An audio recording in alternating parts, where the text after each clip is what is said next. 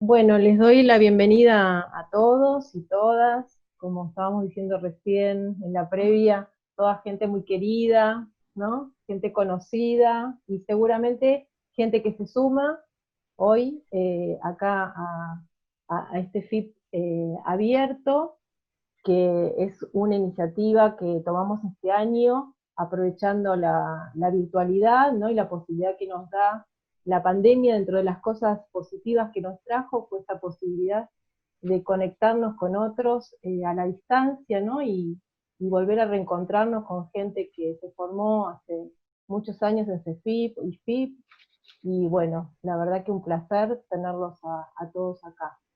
El FIP abierto es un encuentro que hacemos todos los jueves, últimos jueves del mes.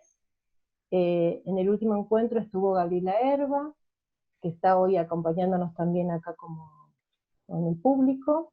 Y en este encuentro tenemos a Celia Salikov, que después la va a presentar Marta.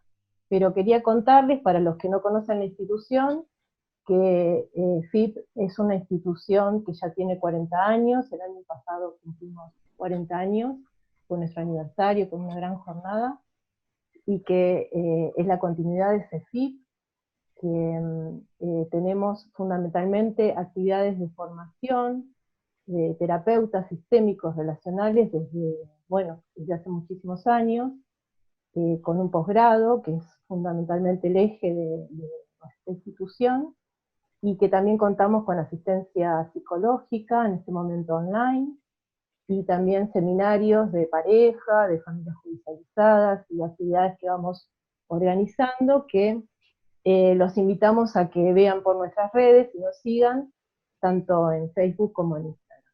¿Sí? Bueno, le doy la palabra a Marta para que presente. Bueno, gracias, muy amable. Indudablemente voy a leer la presentación de Celia, que ya dije, para nosotros es un orgullo tenerla con nosotros. Celia emigró desde Argentina a los Estados Unidos, donde se ha destacado por los trabajos sobre el impacto de la migración y las consecuencias para las relaciones familiares. Ha recibido numerosos premios por sus publicaciones y distinguidas contribuciones teóricas, didácticas y clínicas centradas en sus trabajos sobre diversidad cultural, migración y psicoterapia. Su enfoque multidimensional, ecológico, se aplica al trabajo con grupos de inmigrantes transnacionales de diversas culturas. Un lujo para nosotras escucharla, y su ponencia lleva por título Haciendo visible lo quizás invisible, diversidad y desigualdad en familias interculturales. Bueno, Celia, estamos y te doy la palabra. Okay. Buenas tardes, encantada de estar aquí.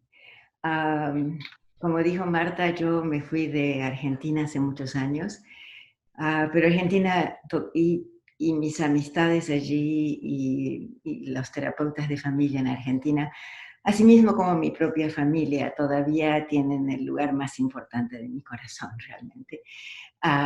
Y entonces estoy muy emocionada de estar con ustedes y les agradezco mucho la invitación.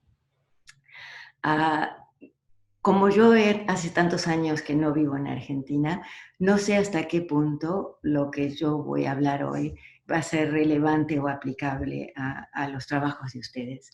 Espero que eso lo podamos conversar durante los intercambios.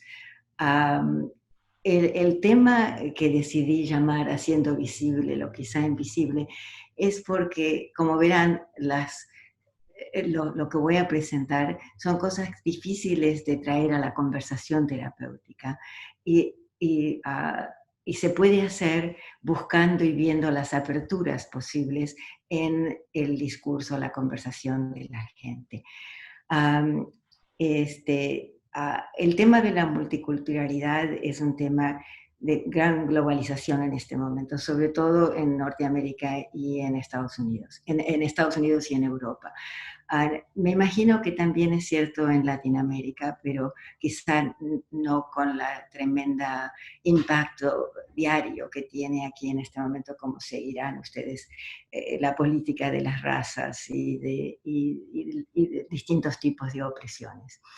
Entonces veremos que podamos conversar juntos sobre esto y voy a comenzar la presentación con el PowerPoint. A ver si puedo hacerlo bien técnicamente. ¿Ven el título? Perfecto, perfecto, Celia. Ok, Perfecto. muy bien. Ok, entonces quizá podemos empezar para que todos tengamos un lenguaje común.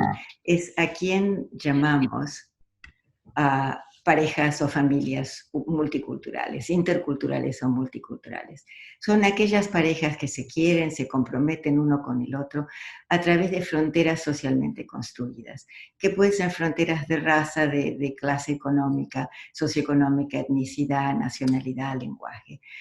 También son rotuladas como parejas mixtas, interraciales, interreligiosas. Me acabo de dar cuenta que en el Internet existe toda una sociedad que es www, no, www, matrimoniosmixtos.com.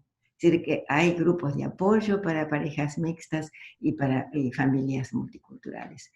Pero en realidad las uniones interculturales han existido siempre. Desde el Viejo Testamento, el rey Salomón tenía varias mujeres que venían de otras tribus, no de su tribu propia. A Moisés y Zipora en el Viejo Testamento también venían de lugares completamente diferentes. Y en literatura tenemos a Otelo y Desdémona, que Shakespeare ya nos escribió sobre eso, y en óperas como Madama Butterfly o Aida también. E incluso en cosas más de la vida cotidiana, como esclavos en Estados Unidos que se habían liberado, que terminaban de vez en cuando casándose con hombres blancos que los habían conocido. El número de parejas multiculturales en Estados Unidos se ha triplicado desde 1980. 1 en 7 matrimonios es totalmente multicultural, 1 en 12 es interracial. Los casamientos fuera de su raza envuelven a hombres negros, a mujeres asiáticas, a hombres latinos, entre ellos, y muchos ya sabemos qué grupos son los grupos de mayor influencia unos hacia otros. Por ejemplo, las mujeres asiáticas se casan mucho con hombres blancos y muchos de ellos son hombres judíos. Muchas sociedades se han vuelto mucho más tolerantes que antes con respecto a la multiculturalidad dentro de la familia. Más de 1/3 de los estadounidenses tienen un miembro en su familia casado con alguien de diferente fe, raza o etnicidad. Y esto es algo bastante increíble, pero viene del Pew Center, que es un lugar muy respetable con respecto a estadísticas. El 63% dice que estaría bien si un miembro de su familia elige hacer pareja fuera de su grupo de origen. Esta aceptación pública se ha duplicado muchísimo en los últimos 40 años. Y posiblemente tiene que ver con la proximidad, con el hecho de que si hay una persona en tu familia, que tengas 20 miembros de la familia y una se casa fuera del grupo religioso o de clase social y conocen más íntimamente a alguien de un grupo que no conocían antes, se humaniza mucho más la situación. Entonces se cree que esta mayor aceptación tiene que ver con el incremento simplemente de números, ¿verdad? Y si tuviéramos mucho tiempo podríamos hablar de cosas como los Tutsis y los Hutus en Ruanda, donde por primera vez, después de muchísimos años de guerra civil entre ellos, se están casando uno con los otros y están empezando a ser más amigos, digamos. Entonces, diferencias de raza y color son bastante comunes ahora, mujer negra con hombre blanco, un muchacho probablemente mexicano con una muchacha anglosajona, una muchacha musulmana con un esposo español, probablemente católico, Muchas parejas prominentes proveen un modelo o una posible inspiración para un mundo más unidos y hasta a veces con un cierto glamour o exoticismo, que sucede mucho en parejas famosas, ¿verdad? Como Bill de Blasio, que es el gobernador de Nueva York, casado con afroamericana por hace muchos años y tienen hijos birraciales. Jeb Bush, el exgobernador de Florida, que es el hermano de George Bush y que fue presidente de Estados Unidos, estaba casado con Columba, que es mexicana, y yo a veces cuando veo esta foto pienso, bueno, ahí ya hay interculturalidad, ¿verdad? Ella es tan bajita y él tan alto, ¿verdad? Y ustedes conocen muy bien a Mark Zuckerman, porque todos usan muchísimo Facebook, y esta es una fotografía muy famosa de cuando él se casa con una mujer china americana. Kofi Annan, nacido en Ghana, exsecretario de las Naciones Unidas, está casado con una abogada sueca. Ustedes dirán, bueno, pero esta gente es toda muy liberal y bastante intelectual en distintos sentidos, y con mucho poder político también en general, pero hay situaciones en las que lejos de ser liberal o ser intelectual, tenemos a este individuo que en Estados Unidos no podemos nombrar más su nombre, y parejas interculturales gay también son de distintas culturas, como lo ven aquí también, y a veces las diferencias de edad en décadas me pregunto si califican como interculturales. Un amigo mío cuando enviudó me dijo, ay, por favor, preséntame a alguna de tus amigas, preséntame a chicas, pero tienen que tener edad suficiente como para recordar el asesinato de Kennedy. Si no, no tenemos bastante en común. Entonces, qué bien que alguien no puso el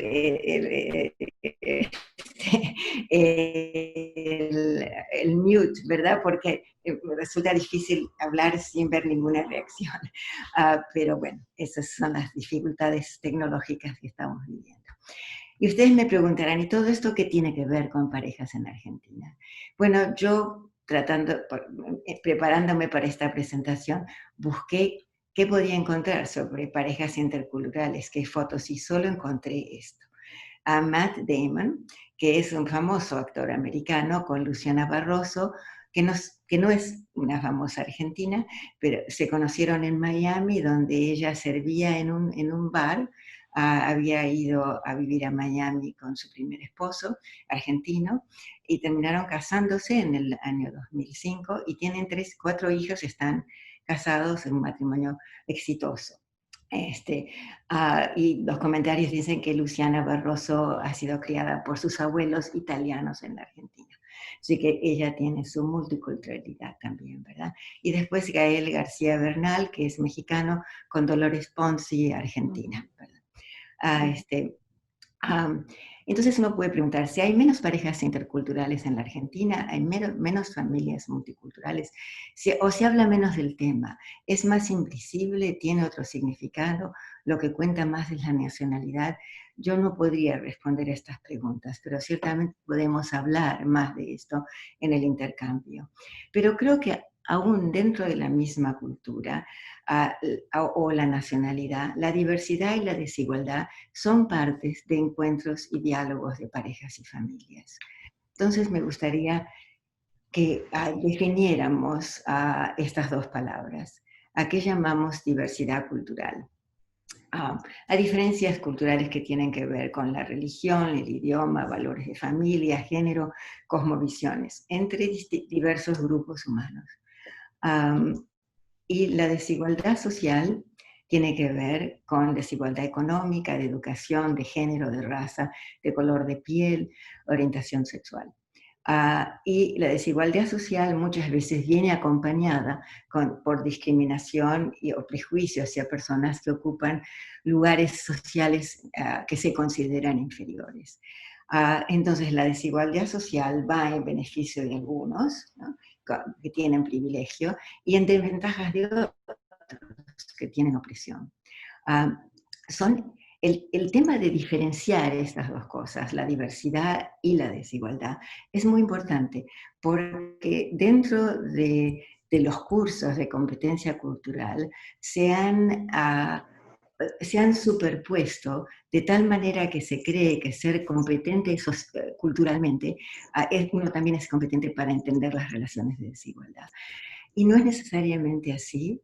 Y aparte, si tuviéramos tiempo de hablarlo desde el punto de vista más de las técnicas a usar, podríamos decir que en cuanto a las prácticas de intervención, requieren ciertas diferencias, el trabajo con la desigualdad y el trabajo con la diversidad, aunque generalmente deben trabajarse juntos.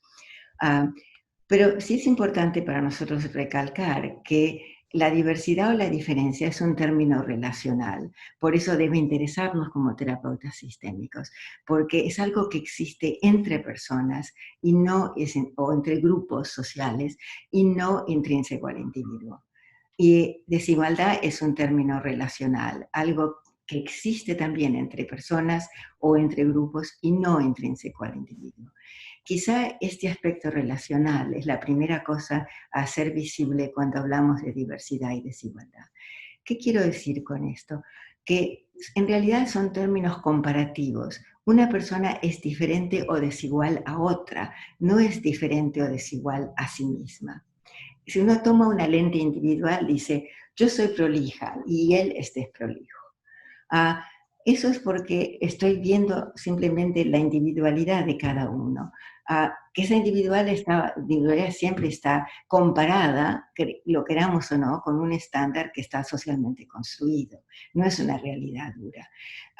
Y si tomamos una lente relacional, que pienso que lo que debemos hacer como terapeutas de familia es decir, porque a mí me gusta la prolijidad, me molesta que él es un poco desprolijo, pero quizá a otra persona no le afecta tanto. Entonces, quizá es una de las cosas que siempre tenemos que recordar, que cuando él nos dice él o ella es así, tenemos que pensar en relación a qué o a quién. ¿Okay? Entonces, porque a mí me gusta la prolijidad, me molesta que él es un poco desprolijo. Oh, ¿qué pasó? A otra persona no le afecta. Alguien está grabando. Quizá es una de las cosas que siempre tenemos. ¿Alguien abrió el micrófono, por favor? Ella es así. Alguien está grabando y lo están respetando la grabación, perdón. A ver, ahora. Ahí podemos continuar, me parece. Espera, Celia. Está apagado tu micrófono ahora. Al silenciar los micrófonos apagué también el tuyo.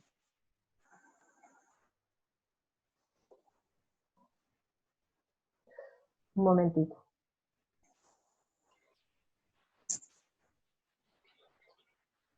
Celia, fíjate en tu micrófono, que está apagado.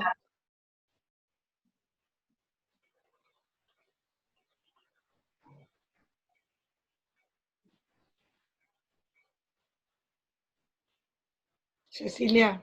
Sí, estoy tratando de solucionarlo, lo que pasa es que las dos al mismo tiempo.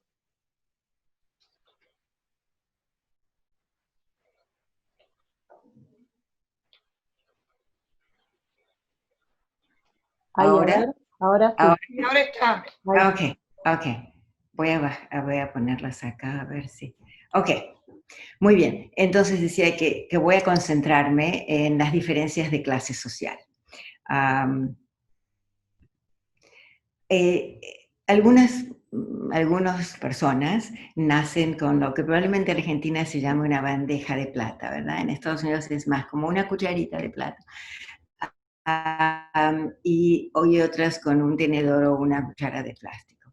Bueno, estas diferencias de clase social son muy evidentes en muchos matrimonios interculturales, sobre todo en el caso de inmigrantes de países empobrecidos o simplemente en diferencias de educación entre las familias de origen, las oportunidades, ¿verdad?, que la gente ha tenido. Entonces me gustaría comentarles una novela que ustedes probablemente conocen muy bien, que es El amor en los tiempos de cólera. En esa novela, Florentino Ariza espera 51 años, 9 meses y 4 días para poder unirse a Fermina Daza, la mujer que ha amado casi en silencio. Es el padre de Fermina el que le impidió rotundamente la relación con Florentino, su objeción basada en el afán de casar a su hija con un hombre de mayor ascendencia social. Aunque esto era muy típico de sociedades tradicionales, todavía continúa siendo que muchos padres quieren que sus hijos tengan un buen pasar en el futuro y que se casen en formas ventajosas. Aunque quizá Florentino Ariza y Fermina Daza hubieran compartido alegremente los pormenores culturales de su pequeño pueblo colombiano, las asimetrías de poder de sus diferentes niveles socioeconómicos quizá hubieran sido fuente de tensiones para ellos dos, como sucede irónicamente en la novela cuando Fermina se casa con un médico de una clase social aún más alta que la de ella. Como ustedes conocen la novela, es hasta el final, 51 años más tarde, que pueden juntarse. Probablemente muchos de ustedes hayan leído Elena Ferrante, una de mis autoras favoritas italiana, El Cuarteto Napolitano, en el que también las relaciones de clase están muy bien descritas. Es el tema de muchas novelas que reflejan realidades fuertes.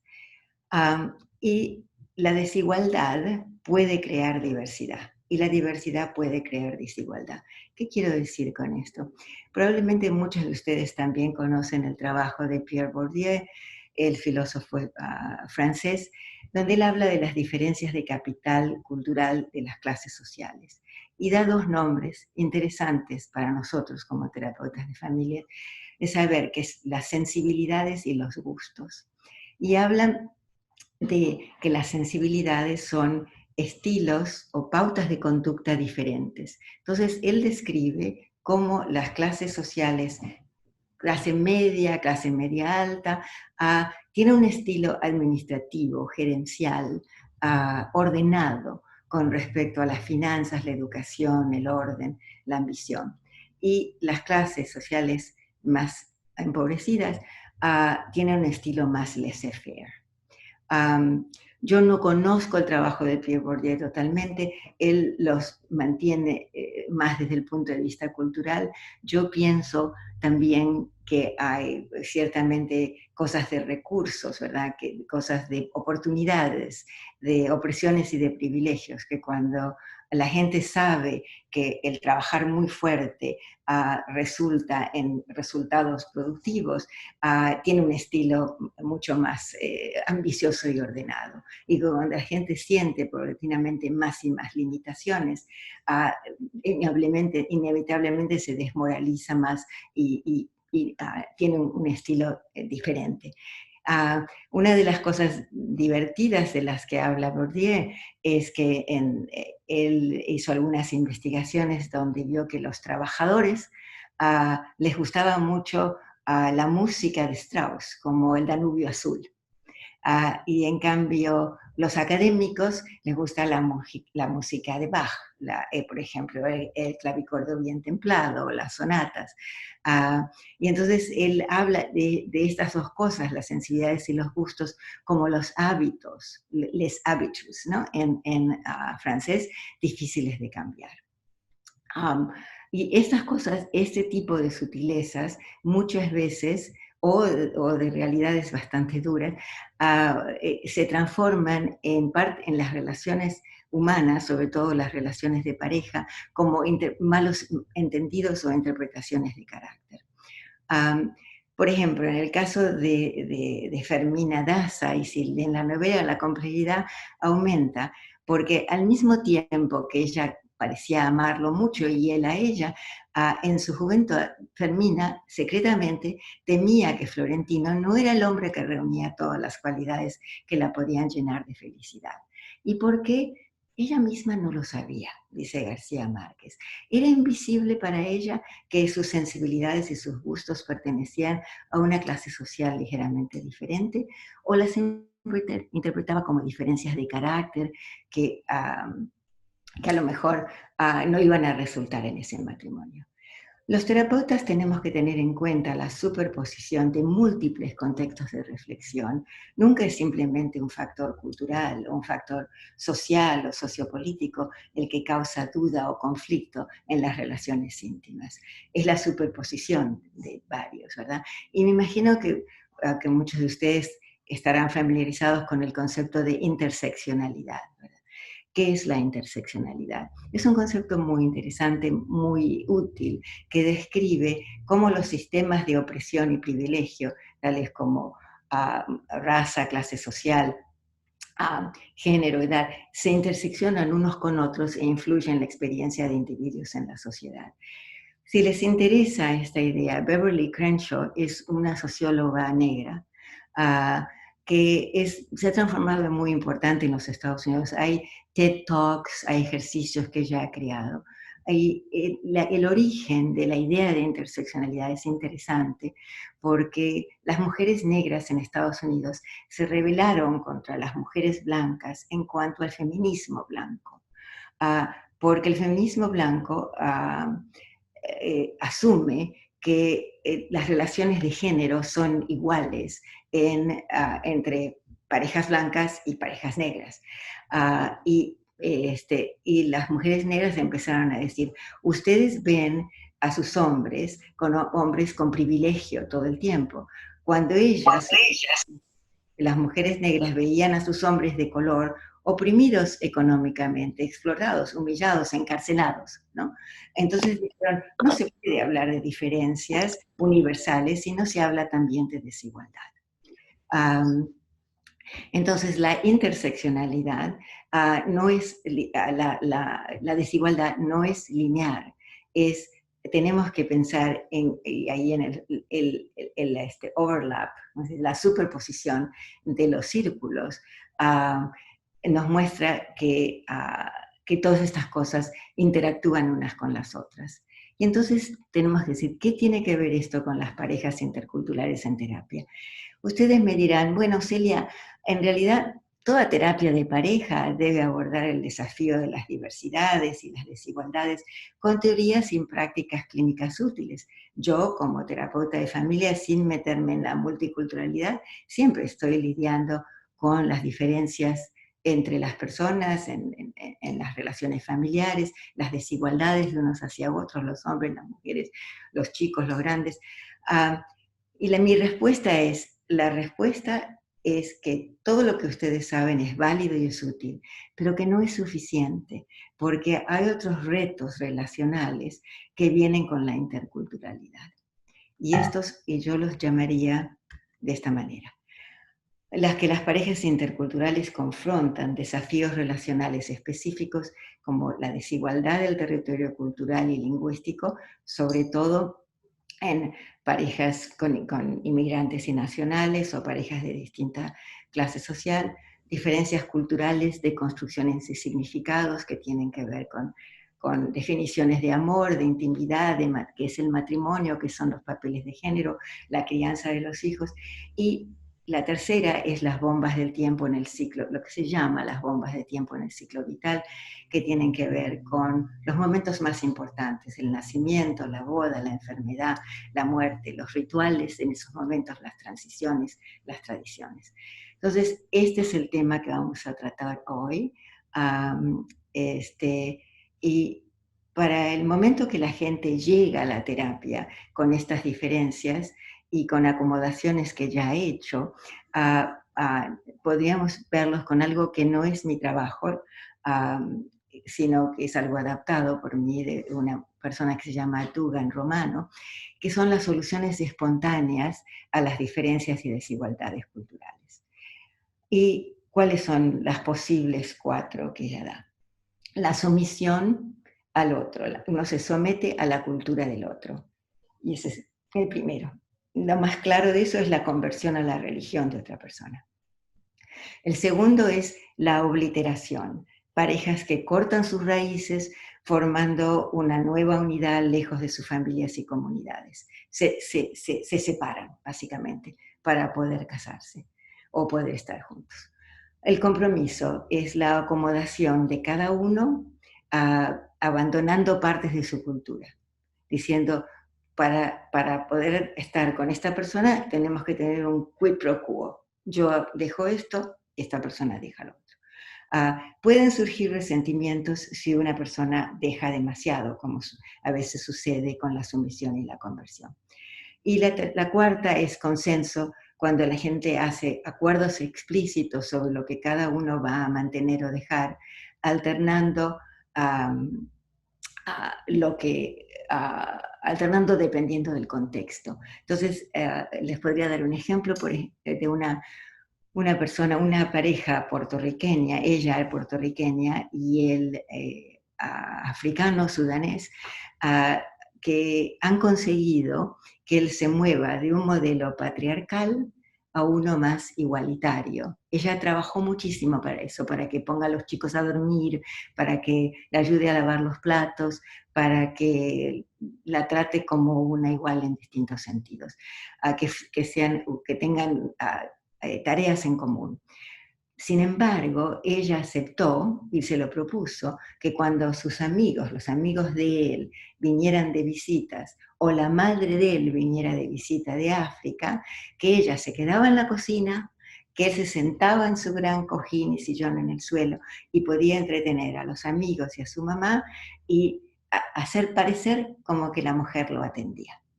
Y en el momento que todos se iban, él volvía a ser el marido que ella ya había obtenido que fuera. Eso es un buen ejemplo de un consenso obtenido entre los dos. ¿Okay? Entonces podemos pensar cómo abordar las diferencias y desigualdades en la terapia de familias. Podemos tomar varios abordajes. Uno podemos decir, no, todos somos iguales. En realidad los temas son parecidos a través de las culturas. Puedo tomar una posición universalista. Y tendríamos razón en decir que hay muchos temas muy parecidos, que hay muchas cosas, al final y al cabo, compartimos 99,9% de nuestro ADN. Entonces, hay muchas cosas que tienen que ver con el ciclo de vida, con el hecho de que nacemos y morimos, que son desafíos universales. Podríamos decir que una posición particularista también es válida, en el que se puede decir de la posición esta, que en realidad todos los terapeutas de cualquier orientación saben que tenemos que conocer a cada individuo, incluso a individuos dentro de la pareja y la familia, como únicos. Así como nuestro pulgar es único, también tenemos que conocer a nuestros pacientes, a nuestros clientes de esa manera. Entonces son válidas, pero nuevamente quizás no son suficientes. Y después está lo étnico específico, que es como se ha conocido la introducción a la cultura en la terapia de familias, que es distintos grupos, familiarizarse con conceptos que tienen que ver con los distintos grupos culturales. Que en irlandeses, italianos, judíos, latinos, negros. Aún así, como sabemos que ninguno entra en el cuadro perfectamente, ¿verdad? Yo prefiero la cuarta posición, que es una posición que yo he desarrollado a través de varios años en mi trabajo con familias inmigrantes en Estados Unidos, y que ojalá tuviera un nombre más simple que multidimensional, ecológico, comparativo. Es un modelo que trata de pensar en algo que Bateson lo dijo con relación a la teoría de la información, en realidad, que la información consiste en las diferencias que hacen una diferencia. Y entonces, por muchos años yo trabajé como terapeuta con una orientación estructural y me pregunté a mí misma si yo tuviera que hacer un abordaje que responda a lo cultural y lo sociopolítico, me preguntaría cuáles son las diferencias que hacen una diferencia. Y concluí que las 4 que eran importantes para el entrenamiento de los terapeutas y para mi trabajo clínico eran 4 áreas relacionales, que son la migración, aculturación, el contexto ecológico, la organización familiar y el ciclo de vida familiar. Como ustedes verán, hay muchas cosas para decir dentro de estas 4 áreas o dominios, Pero lo importante para nosotros hoy es hablar del hecho de que si se fijan en las dos verticales amarillas, verán que yo he puesto allí desigualdad de poder, discriminación, racismo en la izquierda, ¿verdad? Es la izquierda para... Yo a veces me confundo por el asunto de que el Zoom no, es como un espejo al revés. A la izquierda de ustedes está migración y contexto ecológico, ¿verdad? Si me dicen que sí. Sí, Sí, sí, sí. así es. Ok, ok. Y entonces hay varias cosas que uno puede investigar, digamos, cuando está trabajando con familias, que tienen que ver con la desigualdad de poder. Y en los dos cuadrantes de ciclo de vida familiar y organización familiar, tiene que ver más con la diversidad cultural, sobre todo la de valores que nos interesa a nosotros en la terapia de familias. Y entonces MECA tiene en cuenta la diversidad cultural, valores, creencias, significados y la desigualdad social, los estreses contextuales relacionados con género, raza, clase social. Es importante separarlos, como decía, porque requieren diferentes conceptos y herramientas. Pero también debemos tener en cuenta que el encuentro entre terapeuta y cliente no es culturalmente neutro y es inevitablemente desigual. Inevitablemente. La posición del terapeuta siempre es una posición de mayor poder. Y entonces utilizar MECA también para la observación personal del terapeuta es importante porque nosotros traemos nuestros valores teóricos que los hemos aprendido, y que si tuviéramos un día completo para hablar, yo trataría de convencerlos que los valores teóricos que hemos aprendido no son valores culturalmente neutros. Llevan en sí mismo una cultura. Por ejemplo, la cultura de las familias pequeñas, en lugar de la cultura de las familias con 16 hijos, como algunas familias que yo he visto. Y porque nuestros estudios teóricos y conceptuales han sido más con respecto a cierto tipo de familias que a otras, que han sido más ignoradas. Y los valores personales, los valores con los cuales hemos crecido, ¿verdad? Entonces, el encuentro terapéutico es un encuentro cultural. No es un encuentro neutro culturalmente. Es todavía muchísimo más cultural cuando tenemos mucha culturalidad dentro de la pareja o de la familia. Y el terapeuta es una persona cultural y sociopolítica clave que influye aprobando o desaprobando las parejas multiculturales. Si hemos tenido relaciones multiculturales exitosas o no nosotros mismos. Si tomamos partido por la persona culturalmente más parecida a nosotros, si nuestro hijo o nuestra hija se ha casado multiculturalmente, para bien o para mal, ¿verdad? Entonces, voy a tratar de aplicar MECA a parejas y familias multiculturales, utilizando las herramientas de MECA y aplicándolas a un caso en particular, que me da mucha pena no poder mostrar videos, pero por motivos de confidencialidad y el hecho de que ahora todo es público, debemos respetar la intimidad de las familias, ¿verdad? Entonces, MECA podemos tener ciertos patrones que son útiles para el entrenamiento, donde podemos llenar esto como si fuera... Algunas personas están haciendo eso de llenar esto como si fuera la hoja de referencia, ¿verdad? Utilizando las dimensiones. Y podemos usar MECA para la autoexaminación del terapeuta de esta manera, e incluso si queremos traer la multiculturalidad o la interculturalidad a la supervisión también podemos utilizarlo de esta manera. Y eso es el significado de la palabra comparativo, eso es lo que quiere decir. Que se pueden comparar en las mismas dimensiones, esas 4 dimensiones grandes: ecológico, context, migration, el ciclo de la familia y la organización familiar, a todos los componentes del sistema terapéutico.